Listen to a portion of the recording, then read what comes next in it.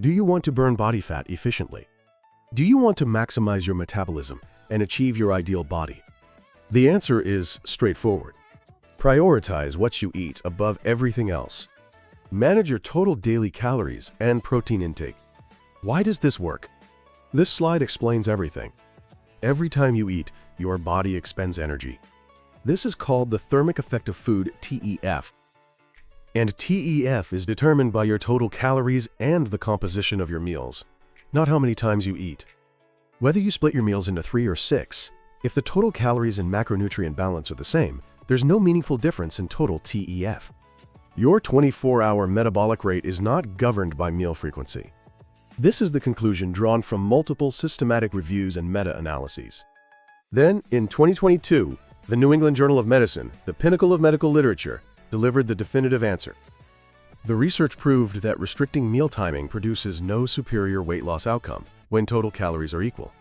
What was the basis for the claim that eating 6 times a day boosts metabolism?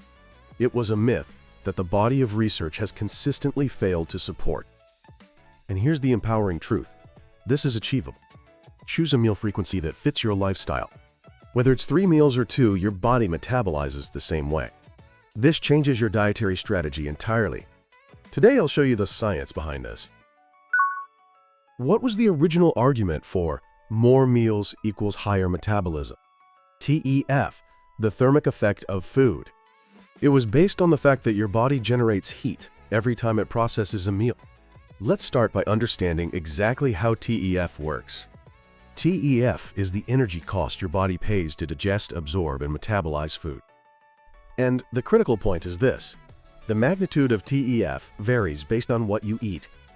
Higher protein meals produce a greater thermic effect. Protein carries a TEF of 20 to 30%, carbohydrates 5 to 10%, and fat 0 to 3%. Overall, TEF accounts for roughly 5 to 15% of total energy intake. But here's what the science actually shows. When total calories, protein, carbohydrates, and fat are held constant, changing meal frequency alone produces no meaningful difference in 24-hour total TEF. This is the conclusion of multiple systematic reviews and meta-analyses. Let's say you eat 3 meals. The TEF per meal is larger. The total remains constant.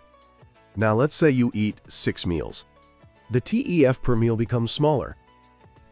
The total is still the same.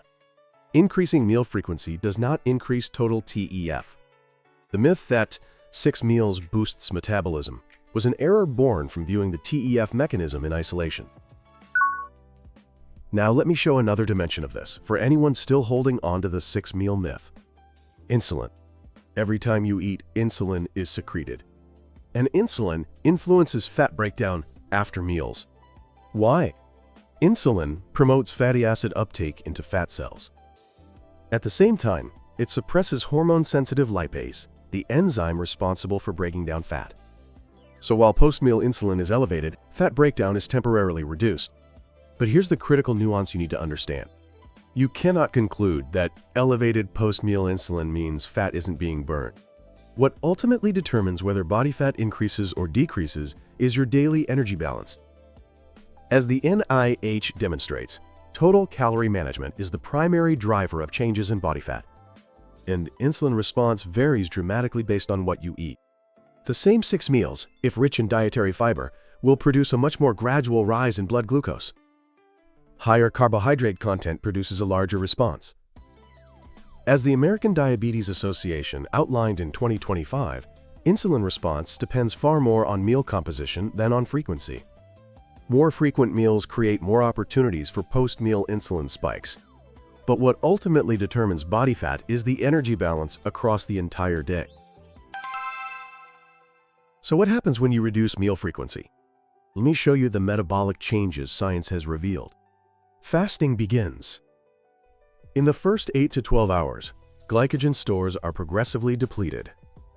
Your body begins shifting its primary fuel source from glucose to fat. Beyond 12 to 16 hours, insulin levels fall. Glucagon rises, and the mobilization of fatty acids increases.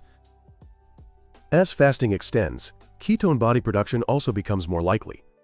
This is metabolic flexibility. your body's ability to efficiently use both glucose and fat as fuel. Frequent eating may diminish this capacity over time. But I need to be honest with you here. The fat loss benefits of fasting and time-restricted eating ultimately come down to one thing: whether you can consistently maintain a lower total caloric intake. This is what the landmark 2022 NEJM randomized controlled trial proved. When total calories are equal, restricting meal timing produces no meaningful difference in weight loss. However, metabolic markers tell a different story.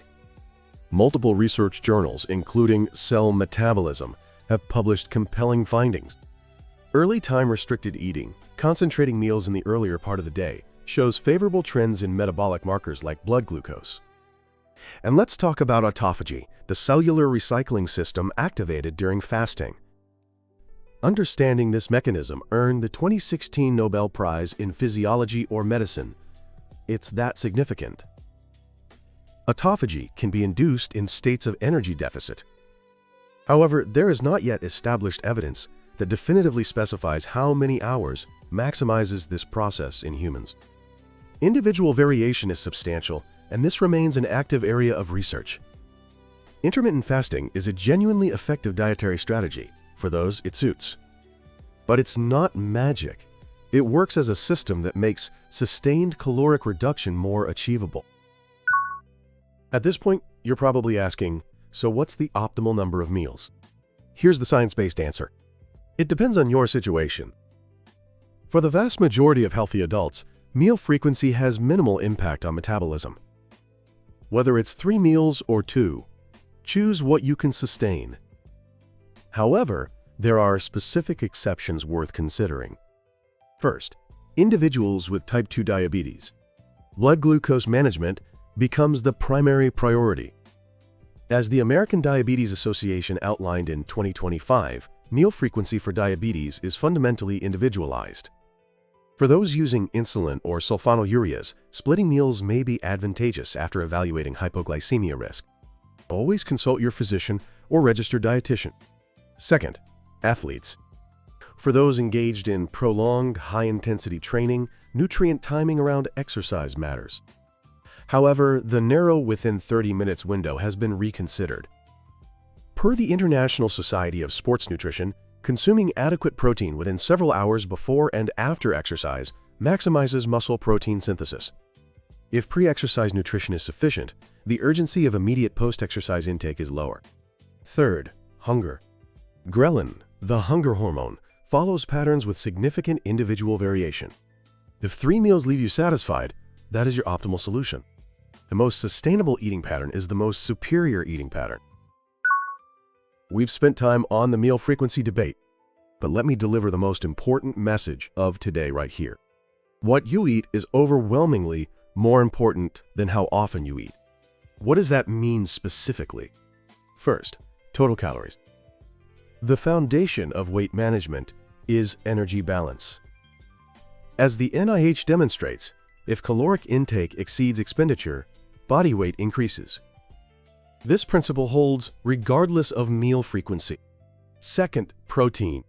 For active individuals and those in a caloric deficit, a common benchmark is approximately 0.7 grams per pound of body weight per day. This is supported by the International Society of Sports Nutrition. However, if you have kidney disease, consult your physician before modifying protein intake. Hitting this protein target matters far more than your meal frequency choices. Third, food quality. Target roughly 12 ounces of vegetables daily and aim for 25 to 38 grams of dietary fiber per day. Reduce processed foods and source the majority of your diet from whole foods. Eating 3 meals of fried food and refined carbohydrates, then splitting it into 6 meals, changes nothing. Eating 3 meals of chicken breast, vegetables, and legumes is entirely sufficient. What you eat always takes priority over how often you eat. If you've been thinking, I have to eat 6 meals every single day, here's the good news. The absence of a scientifically optimal meal frequency means there are no rigid constraints. And no rigid constraints means freedom. Behavioral nutrition science shows this clearly. The more rigid the dietary rules, the lower the adherence rate.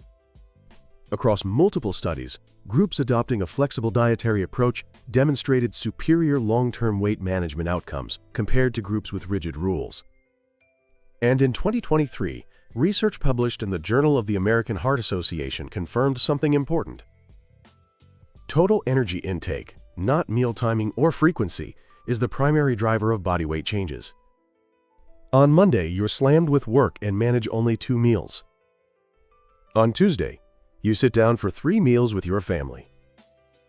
On Friday, dining out throws off your schedule, and you end up with 2 meals again. That's completely fine. Your body does not recognize this as a problem.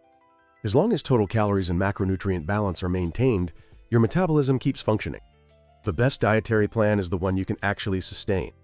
The science is giving you that freedom. Let's organize the key takeaways from today. Here's your summary. First, meal frequency does not meaningfully alter your 24-hour metabolic rate. TEF depends on meal composition, but when total calories and macronutrient balance are equal, increasing meal frequency produces no meaningful difference in total heat production. Whether body fat increases or decreases is determined not by meal frequency, but by daily energy balance. The 2022 NEJM randomized controlled trial stands as the highest level evidence supporting this conclusion. Second, extending fasting periods can increase fatty acid utilization and may improve metabolic flexibility. However, fat loss outcomes ultimately depend on total caloric intake. Autophagy can be induced under energy deficit conditions, but the precise timeline and quantification of its maximization in humans has not yet been established. Individual variation is substantial, and this remains an evolving area of research. Intermittent fasting is not magic. It works as a system that makes consistent caloric management more sustainable. Third, what you eat is an overwhelmingly more powerful variable than how often you eat. For active individuals, target approximately 0.7 grams of protein per pound of body weight, roughly 12 ounces of vegetables daily, and 25 to 38 grams of dietary fiber per day. And the eating pattern you can sustain is the most superior eating pattern. Are you ready, starting today, to shift your focus from meal frequency to meal composition? Whether it's 3 meals or 2, what's on your plate is everything. Share your strategy in the comments below. Thanks for investing in your health today. On this channel, we explore the science of the human body and health through an evidence-based lens. Not emotion, science. Not trends, research. Together, we pursue the optimization of your health. Subscribe to elevate your health knowledge to the next level. Turn on notifications, and every time new scientific insights arrive, your understanding of your body deepens. Until next time.